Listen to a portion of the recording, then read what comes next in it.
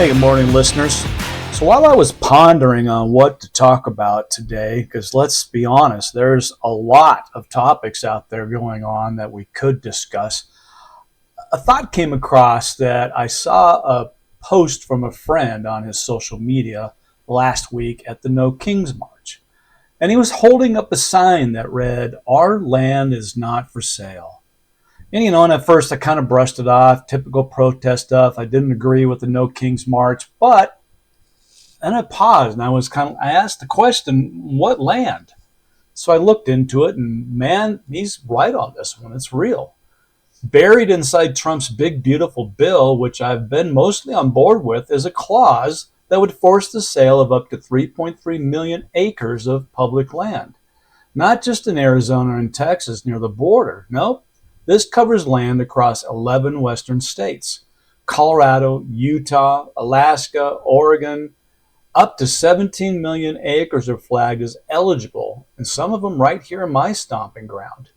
We're not talking about forgotten landlocked plots. We're talking trailheads, dispersed camping zones, public access corridors, areas you and I use.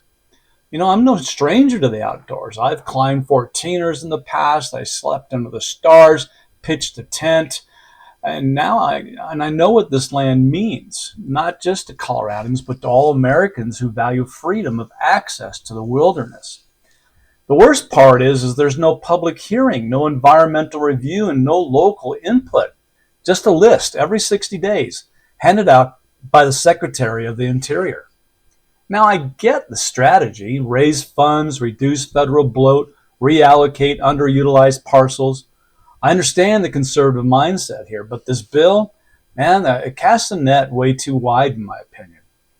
If we don't draw a line, if we don't demand specifics, we could lose access to the very land that defines life out west.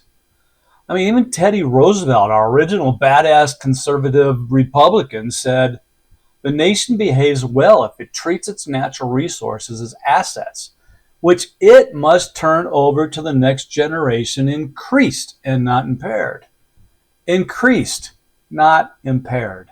Are we really honoring that legacy if we sell off this land to the highest bidder with a zero oversight? And hey, while I'm no fan of the hick, hell, we disagree on a lot, but I'm calling you, man. Amend this damn bill.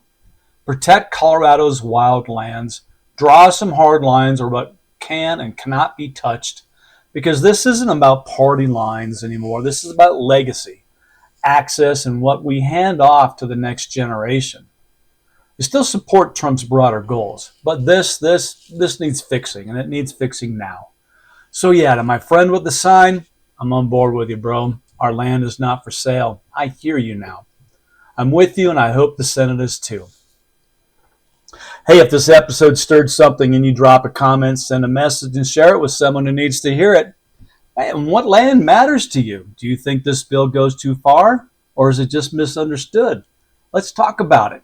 Don't forget to follow, like, and subscribe to Pardon the Curiosity on YouTube. And hey, if you're new here, welcome to the conversation. We don't do echo chambers, we do curiosity. Let's keep it going.